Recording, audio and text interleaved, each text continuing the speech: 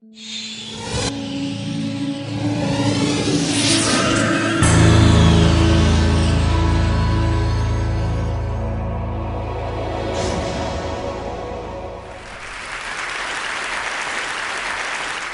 essentially drag sledges for a living, so it doesn't take an awful lot to flummox me intellectually. But I'm going to read this question from an interview earlier this year.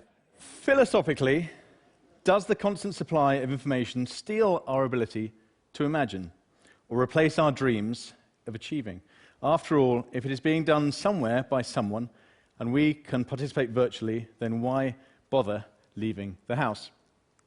I'm usually introduced as a polar explorer. I'm not sure that's the most progressive or 21st century of job titles, but I've spent more than 2% now of my entire life living in a tent inside the Arctic Circle, so I get out of the house a fair bit. And in my nature, I guess I am a doer of things more than I am a spectator or a contemplator of things. And it's that dichotomy, the gulf between ideas and action that I'm going to try and explore briefly. The pithiest answer to the question why that's been dogging me for the last 12 years was credited certainly to this chap, the rakish-looking gentleman standing at the back, second from the left, George Lee Mallory. Many of you will know his name. In 1924, he was last seen disappearing into the clouds near the summit of Mount Everest. He may or may not have been the first person to climb Everest more than 30 years before Edmund Hillary. No one knows if he got to the top. It's still a mystery. But he was credited with coining the phrase, "because it's there." Now, I'm not actually sure that he did say that. There's very little evidence suggested, but what he did say is actually far nicer. And again, I've printed this, I can read it out. The first question which you will ask, and which I must try to answer, is this: what is the use of climbing Mount Everest? And my answer must at once be, it is no use. There is not the slightest prospect of any gain whatsoever. Oh, we may learn a little about the behavior of the human body at high altitudes, and possibly medical men may turn our observation to some account for the purposes of aviation. But otherwise, nothing will come of it. We shall not bring back a single bit of gold or silver, not a gem, nor any coal or iron. We shall not find a single foot of earth that can be planted with crops to raise food. So it is no use. If you cannot understand that there is something in man which responds to the challenge of this mountain and goes out to meet it, that the struggle is the struggle of life itself, upward and forever upward, then you won't see why we go. What we get from this adventure is just sheer joy. And joy, after all, is the end of life. We don't live to eat and make money. We eat and make money to be able to enjoy life. That is what life means, and that is what life is for. Mallory's argument that leaving the house, embarking on these grand adventures is joyful and fun, however, doesn't tally that neatly with my own experience. The furthest I've ever got away from my front door was in the spring of 2004. I still don't know exactly what came over me, but my plan was to make a solo and unsupported crossing of the Arctic Ocean. I planned essentially to walk from the north coast of Russia to the North Pole and then to carry on to the north coast of Canada. No one had ever done this. I was 26 at the time. A lot of experts were saying it was impossible, and my mum certainly wasn't very keen on the idea. The journey from a small weather station on the north coast of Siberia up to my final starting point, the edge of the pack ice, the coast of the Arctic Ocean, took about 5 hours. And if anyone watched fearless Felix Baumgartner going up rather than just coming down, you'll appreciate the sense of apprehension as I sat in the helicopter thundering north. And the sense, I think, of anything of impending doom. I was sat there wondering what on earth I had got myself into. There was a bit of fun, a bit of joy. I was 26. I remember sitting there looking down at my sledge. I had my skis ready to go. I had a satellite phone, a pump-action shotgun in case I was attacked by a polar bear. I remember looking out of the window and seeing the second helicopter. We're both thundering through this incredible Siberian dawn. And part of me felt a bit like a cross between Jason Bourne and Wilfred Thesiger. So I was, part of me felt quite proud of myself, but mostly I was just utterly terrified. And that journey lasted 10 weeks, 72 days. I didn't see anyone else. We took this photo next to the helicopter. Beyond that, I didn't see anyone for 10 weeks. The North Pole is slap bang in the middle of the sea, so I'm traveling over the frozen surface of the Arctic Ocean. NASA described conditions that year as the worst since records began. I was dragging 180 kilos of food and fuel and supplies, 400 pounds.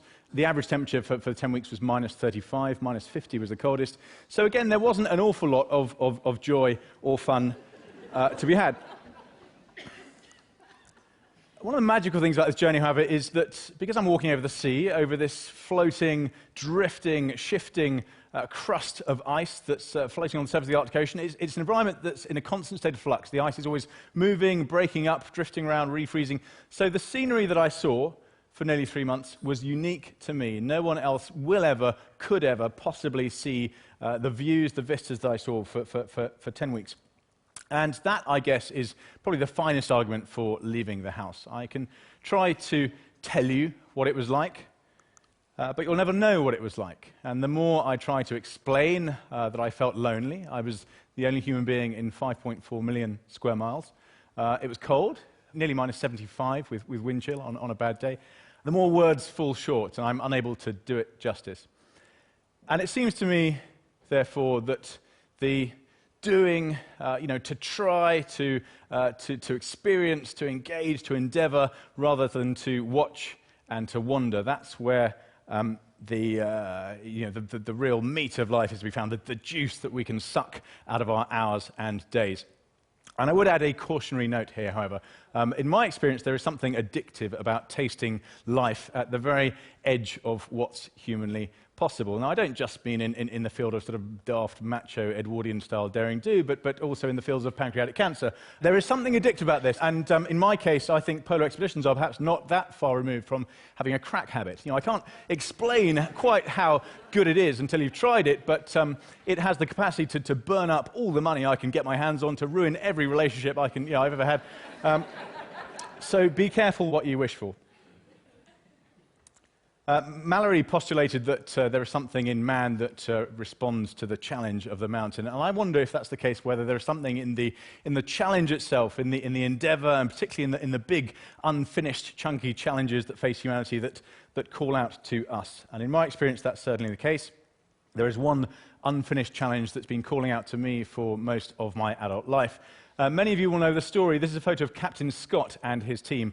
Scott set out just over 100 years ago to try to become the first person to reach the South Pole. No one knew what was there. It was utterly unmapped. At the time, we knew more about the surface of the moon than we did about the heart of Antarctica. Scott, as many of you will know, was beaten to it by Roald Amundsen and his Norwegian team who used dogs and dog sleds. Scott's team were on foot, all 5 of them wearing harnesses and dragging their own sledges, and they arrived at the pole to find the Norwegian flag already there. I'd imagine pretty bitter and demoralized. All 5 of them turned and started walking back to the coast, and all 5 died on that return journey. There is a sort of misconception nowadays that it's all been done in the fields of exploration and adventure. When I talk about Antarctica, people often say, that's interesting, hasn't that Blue Peter presenter just done it on a bike? Or that's nice, so my grandmother's going on a cruise to Antarctica next year. Is there a chance you'll see her there? But Scott's journey remains unfinished. No one has ever walked from the very coast of Antarctica to the South Pole and back again. It is arguably the most audacious endeavor of that Edwardian golden age of exploration. And it seemed to me high time, given everything we have figured out in the century since, from scurvy to solar panels, that it was high time someone had a go at finishing the job. So that's precisely what I'm setting out to do. This time next year, in October, I'm leading a team of 3. It'll take us about 4 months to make this return journey. That's the scale. The red line is obviously halfway to the pole. We have to turn around and come back again. I'm well aware of the irony of telling you that we will be blogging and tweeting. You'll be able to live vicariously and virtually through this journey in a way that no one has ever before.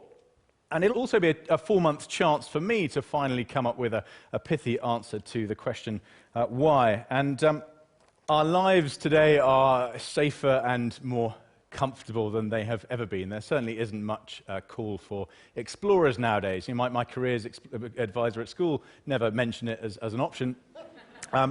If I wanted to know, for example, how many stars were in the Milky Way, how old those giant heads on Easter Island were, most of you could find that out right now without even standing up. And yet, if I've learned anything in nearly 12 years now of dragging heavy things around cold places, it is that true, real inspiration and growth only comes from adversity and from challenge, from stepping away from what's comfortable and familiar and stepping out into the unknown. In life, we all have tempests to ride and poles to walk to, and I think, metaphorically speaking at least, we could all benefit from getting outside the house a little more often. If only we could summon up the courage. I certainly would implore you to open the door just a little bit and take a look at what's outside. Thank you very much.